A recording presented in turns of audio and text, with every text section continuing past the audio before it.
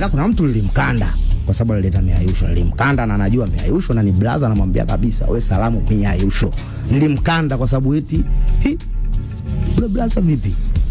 Ilikuwaje mpaka alileta miayusho yule, alimletea miayusho bi mkubwa. Na nilimkanda kwa sababu alimletea miayusho bi mkubwa. Bi mkubwa wako wewe?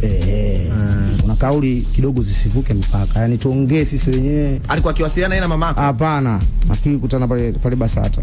Aliongea kauli fulani za kimiayusho. Alisema salamu afu aliongea miayusho, yani maza kaja kuniambia akasema we nani?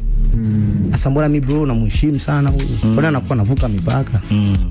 Unajua sisi tumefundishwa kwamba heshimu kila lika. Ila mtu mwenye lika lote asikuvuke mpaka. Sisi tumefundishwa hiyo. Sure. Unabutua dakika moja dakika mbili. Vingine vitafuata kwa sababu nimekuheshimu.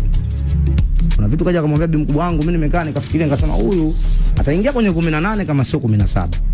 Na nishakutana naye mara mbili mara tatu. Sina shida naye. Ila na shida maneno yake aliongea. Alisemaje hayo maneno? Ni machafu. Kwa hiyo mimi nikikwambia mtu na shida naye ile kwamba wewe una shida na mimi kutokana na 1 2 3. Sio kwa sababu wewe ni mtu mzima, ni kwa sababu wewe umezingua. Na hadi sasa una mdomo, bado una shida naye. Hana mdomo mzuri. Ana mdomo mchafu, bro. Ana mdomo mchafu, bro. Ndio. SK ana mdomo mchafu. So, ukifika kipindi mtu unamheshimu, unataka weke mipaka. Wewe mtu mzima, mimi mtoto mdogo, eka mipaka bro.